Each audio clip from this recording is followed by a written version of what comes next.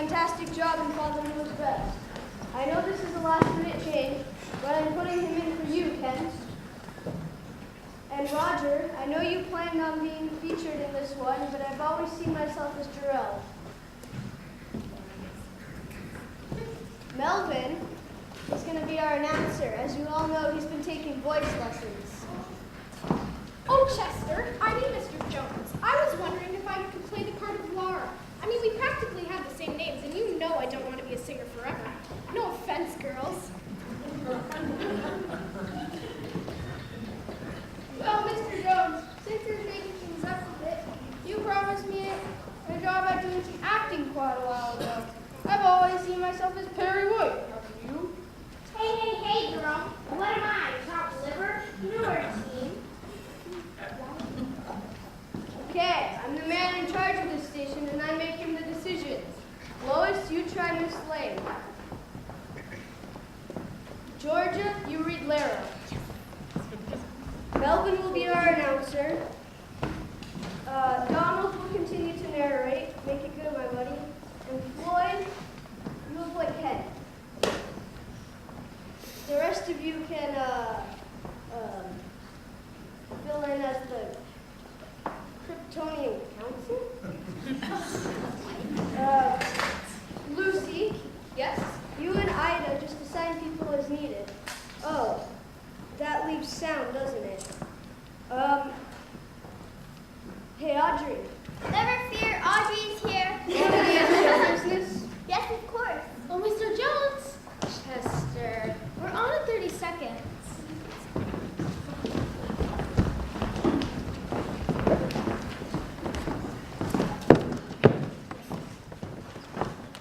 And we're on in 3, 2. Getting that promotion at work must feel good. Why not celebrate moving up by moving to Somerset Suburb? The neighbors of Somerset Suburb are now entering into the third phase of building. Choose from dozens of single-family homes on pie-shaped lots tucked away on Lily's Fair Court. Perfect for young families and parents who want a safe and secluded street on which to raise their kids. Homes are selling quickly. You'd better act now so that you can move into your dream home before the first snowfall. Open houses are being held every Saturday and Sunday from 12 until 4. To learn more about the Somerset Suburb community, call 555-3125. Somerset Suburbs, move in today and stay for a lifetime. Girls, I'm going to let you in on a little secret. It's not what you wear, it's how you wear it. That's why shopping at Miranda's Boutique on 5th Avenue is so easy. They have everything, yes, everything, that you need to look and feel your very best at the office. Whether you're a budding Jackie O or an established Audrey Hepburn, chic lives at Miranda's and chic can come home with you. Discover the season's divine selections and you'll look like $1,000,000. Miranda's Boutique, where the elites eat. Kellogg's Pep, the super delicious cereal presents The Adventures of Superman! faster than a speeding bullet, more powerful than a locomotive, able to leap tall buildings in a single bound. Look! Up in the sky! It's a bird! It's a plane! It's Superman! Yes, it's Superman. And today, the Man of Steel tells a story. A wondrous story of the planet Krypton and how he, Superman, came to Earth. But first, before he begins, let's hear again from our announcer and good friend, Melvin McCullough. It's Tuesday again, Pep Gang, and here I am with swell news for you about a grand offer Kellogg's Pep has for you. Kellogg's Pep has made especially for you a wonderful new, real, sundial wristwatch. And in a minute, I'm going to tell you how you can get yours. It's a beautifully designed instrument about as big around the usual wristwatch. It's made of real aluminum, gleaming and bright, with a strap that keeps it flat on your wrist. To use it, you just lift the shadow hand or pointer and aim it due north. The sun's rays will make a shadow of the pointer fall right on the dial, showing the hour of day. It's a grand thing to have, gang, and it's something you can use, whether you and your pals are playing games or if you're out in the country camping. You know, gang, sundials have been in use since the early days of mankind. And this new, modern Kellogg's Pep sundial wristwatch will give you plenty of fun. Now here's how you can get yours. Just send 2 boxed up marked top from packages of super delicious whole wheat flakes cereal Kellogg's Pep along with 10 cents in cash and your name and address. Clearly printed to Superman, Box 157, Battle Creek, Michigan. Let me repeat that for you. Just send 2 boxed up marked top from boxes of super delicious Kellogg's Pep along with your name and address printed clearly and 10 cents in cash to Superman, Box 157, Battle Creek, Michigan. It's your chance to get a real sundial wristwatch. And now, the adventures of Superman. Almost a year ago, as some of you will remember, a flaming meteor fell out of the sky and landed in an open field in the suburb of Metropolis. Brought to the Metropolis Museum by Dr. John Whistler, a famous meteorologist, it was discovered to be a piece of kryptonite, a fragment of the shattered planet Krypton. Sent to interview Dr. Whistler at the museum, Clark Kent, in reality Superman, discovered to his horror that if he approached within a distance of 10 feet of the strange green glow meteor, he lost all his strength. Panic-stricken, he influenced Whistler to seal the meteor in a private vault. But now the meteorologist is dead, and Kent is fearful lest the vault be opened and the dangerous piece of kryptonite fall into strange hands. As we continue now, Lois Lane and editor Perry White are at Kent's apartment where Kent is about to tell them why he seems so worried. Listen. This is a strange story you're about to hear. I just hope I can trust you to let it go no further. Don't be a fool, Kent. What is it? Well, it concerns Superman. Superman? Yes, as you may or may not know, Superman was the only survivor of the planet Krypton when it exploded in space many years ago. He came to Earth as an infant and grew up to discover that he had strange and unusual powers, and he had impenetrable skin and tremendous strength and the ability to withstand fire and flame. He also had the power to leap great distances and sustain himself in midair. Well, perhaps I'd better go and tell you the whole story, huh? What story? The story of how Superman came to Earth, Chief. What? Why? How do you know that, Clark? Oh, I'll explain later, Lois. First, I want to take you on a far journey, millions of miles from Earth, where not so many years ago, the planet Krypton burned like a wonder star in the heavens. Here, civilization was far advanced. It had brought forth a race of supermen. Men and women like yourselves would advance to the absolute peak of human perfection. Yes? As we near Krypton, we see high walls and gleaming turrets.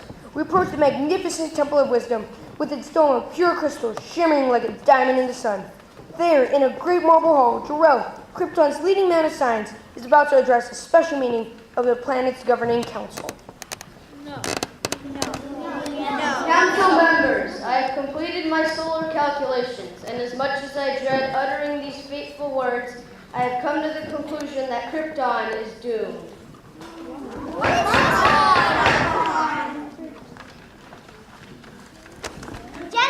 Gentlemen, hear him out! Let me try and explain, gentlemen. The sun is gradually drawing Krypton closer to it. Within a month, possibly only a week, the gravitational pull will be so tremendous that Krypton will not be able to weather the strain. And then when our planet will explode like a giant bubble, destroying every living thing on it.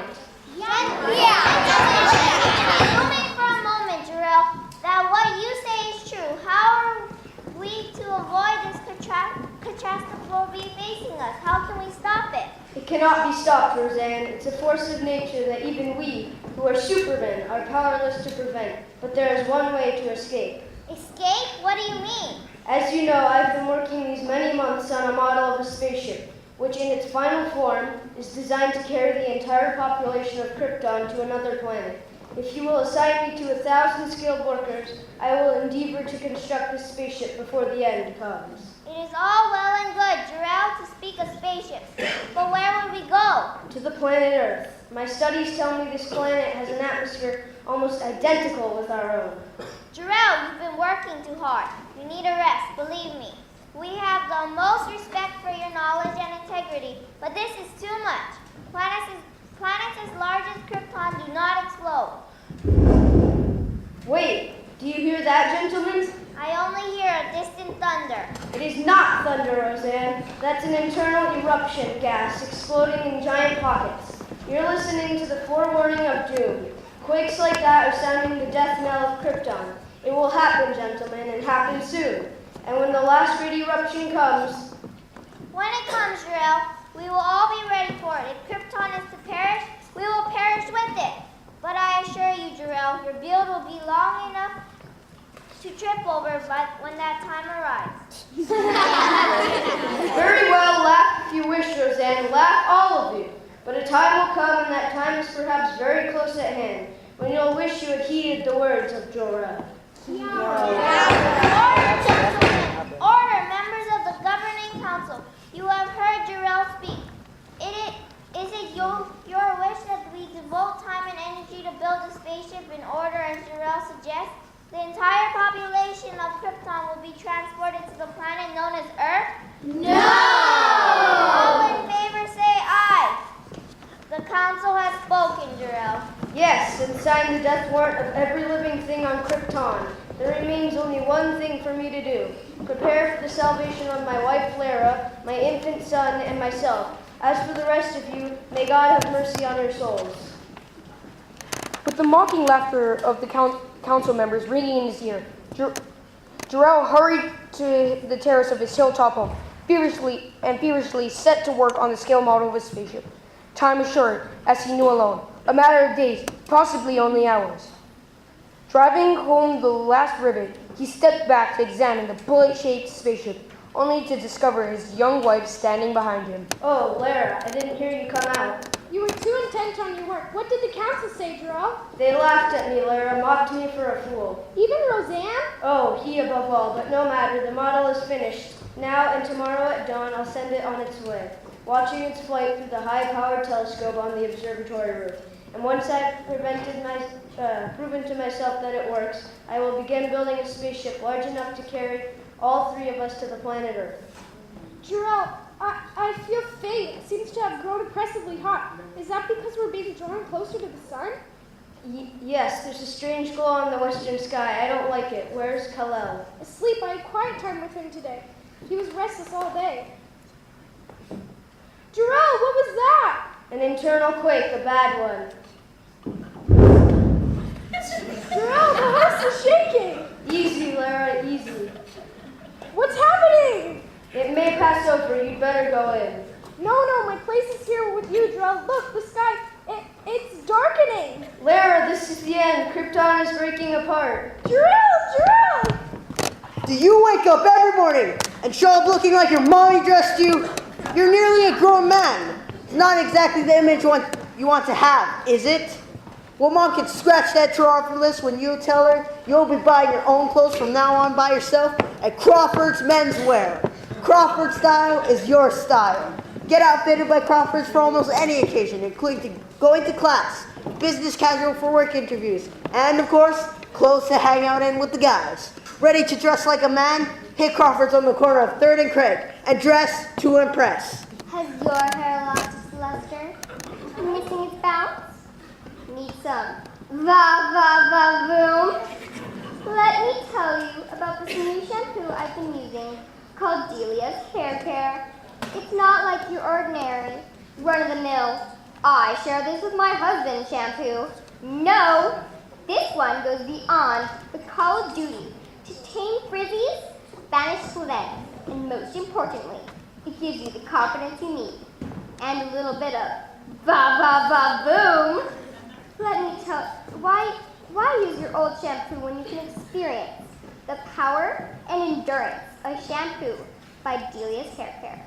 Visit Delia's on Main Street for your free sample today. Va-va-va-boom! We'll return in a moment to find out what happens on the planet Krypton. But first, here again is your announcer. Well, here I am back again, Pep Gang, to tell you all about the wonderful offer Kellogg's Pep has for you. It's offering you the smartest looking all-aluminum sundial wristwatch you ever saw, with a real strap. This sundial wristwatch lies flat on your wrist until you're ready to use it. Then, you just lift the shadow hand and aim it due north. Presto! You have the time of day just seeing where the pointer's shadow falls on the dial. You can have grand fun with it. Now here's how you can get one. Just send 2 box top marked top from 2 packages of super delicious whole wheat flake cereal Kellogg's Pep, along with 10 cents in cash and your name and address, clearly printed to Superman, Box 157, Battle Creek, Michigan. Be the first around your part of town to own this real sundial wristwatch. And now back to The Adventures of Superman. In his guise of Clark Kent, Superman is telling Lois Lane and Harry White of the last minutes on the doomed planet Krypton. How his father, Jor-El, had just completed an experimental model of a spaceship when a strange blood-red glow appeared in the sky, and a series of thunderous crashes and deep rumbles, increasing with intensity, shook the ground under the feet of Jor-El and Lara, his young wife. Lara, this is the end. Krypton is breaking apart. What can we do, Jor-El? Oh, nothing. I was a fool for waiting this long. Oh, it wasn't your fault, Jor-El. The council. I should have built a spaceship months ago, and now we have only a model. Oh, wait, but it can carry one of us to safety. Safety, you, Lara. No. If only one of us should be safe, it should be our son. You wait here, I'll get him. Lara! Well, perhaps she's right. It should be the boy. Oh, now, if I can only get this atomic generator working and build up enough pressure, I hope there's time.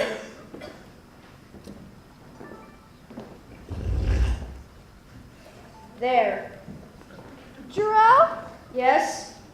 Here he is, still fast asleep. Here, I'll open the door. Now put him inside, gently. Jor-El, are you sure? Hurry, Lara. He's in, Jor-El. Thank goodness. Now stand back, Lara. Pressure's building up. How long will it take? Oh, I don't know. Look, the Temple of Wisdom, it's on fire. All the towers are crumbling. Here, come close to me, Lara. The end is not far off. The mountains are breaking up. Jor-El, the pressure. What's happening? It's building up, slowly. Perhaps we're too late. If it doesn't happen soon. Lara, it's gone. Our son is on his way to Earth. Streaming through space, the tiny steel rocket headed toward Earth, leaving the glowing fragrance of the exploding planet Krypton behind it. Good heavens, Clark. Go on, Ken. That baby in the rocket, it was Superman, wasn't it? Yes, Chief, that is. He grew up to be the person we know as Superman. And now, I'm going to tell you and Lois what happened to him and why I need your help so desperately. You see, Jor-El had set the directional finders in the tiny rocket spaceship, bearing his infant son toward this planet, Earth. With a strange expression on his face, Clark Kent begins to tell Perry White and Lois Lane what happened to himself. What is the rest of the fabulous saga of Superman? And is Kent, now in such grave danger, actually going to reveal at last that he is Superman? Don't miss tomorrow's exciting episodes, fellows and girls. Tune in, same time, same station, and listen to The Adventures of Superman. Faster than a speeding bullet, more powerful than a locomotive, able to leap tall buildings at a single bound. Look!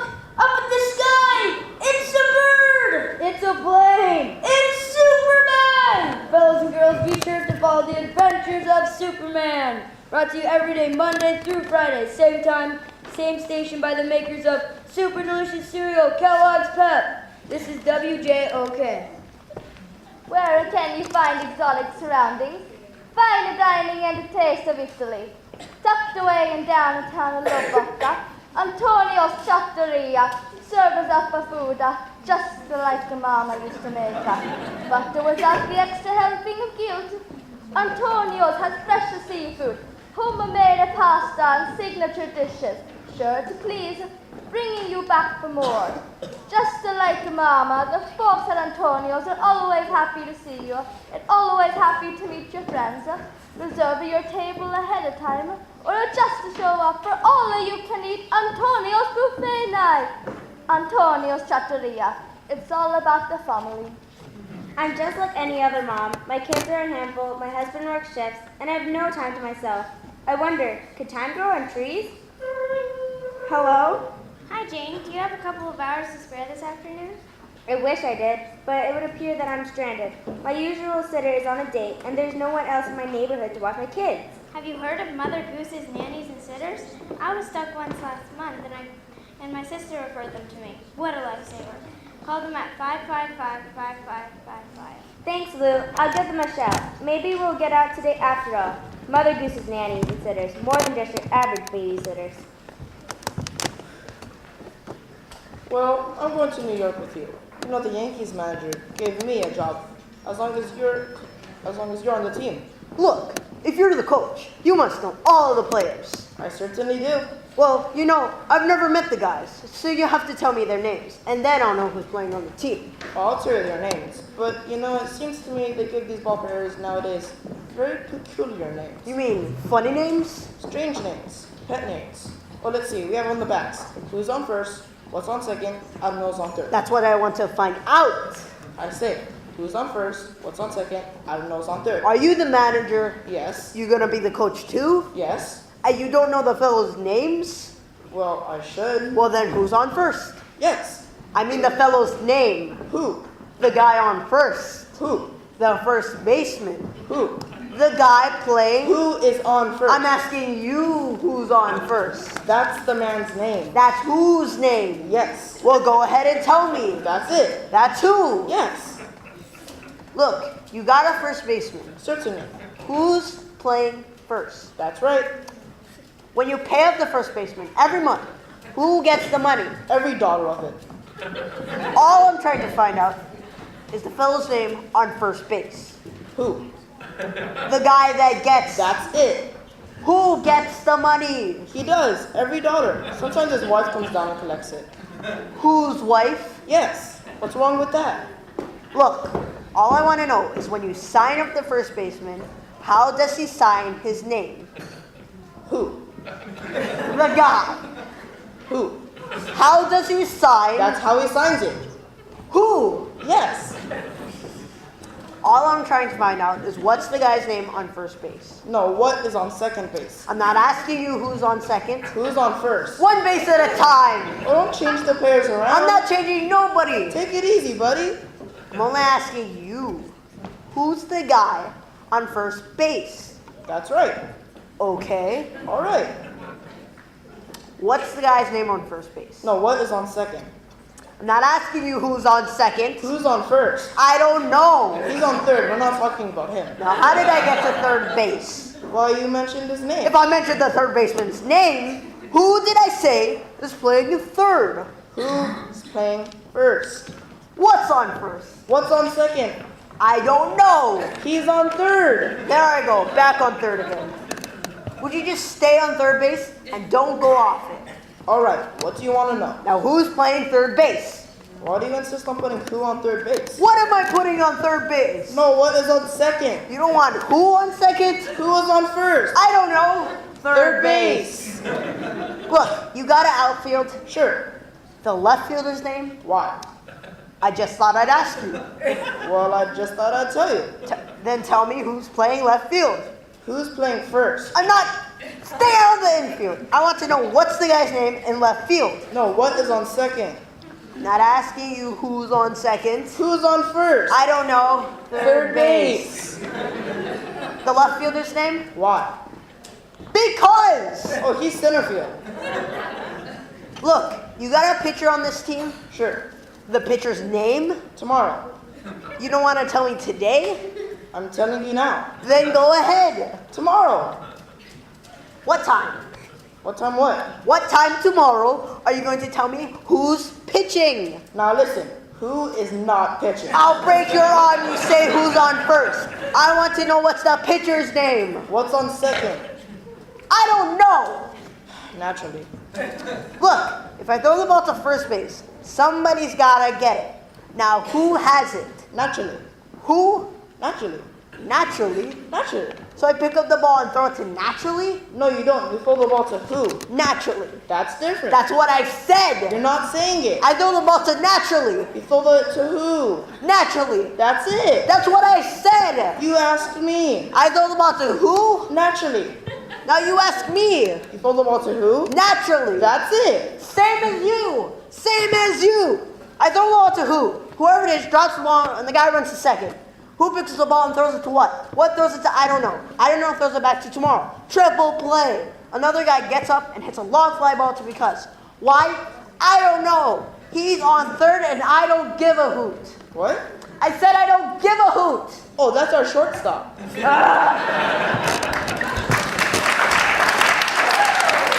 items are highly recommended. Oh, please, what do you sell? Fruits and vegetables. Here, I brought some along. Oh, great. We'll do some radio spots. People don't have to see my fruits and vegetables as long as they can hear them. What? When we play music on them. Are you kidding? No, see, I put an all produce band together just for our radio commercials. Oh, come on now. See, hand me that squash there. How'd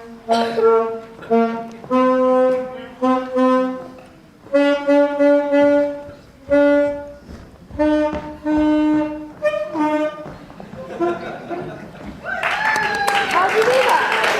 Practice. I'm also proficient on 3 leafy vegetables and 2 tropical fruits. Really? It's economical to advertise on radio, and I can target people who like to listen to fresh fruits and vegetables. This band. 7 rutabagas, 5 cucumbers, and a base broccoli. Aha. So we'll play our theme song. Yes, we have no bananas, and then we'll eat our instruments. Okay? Okay. You'll buy radio for us then? Sure. Listen, could you teach me? Oh, sure. Here, start with the celery. You don't blow on celery, you strum it.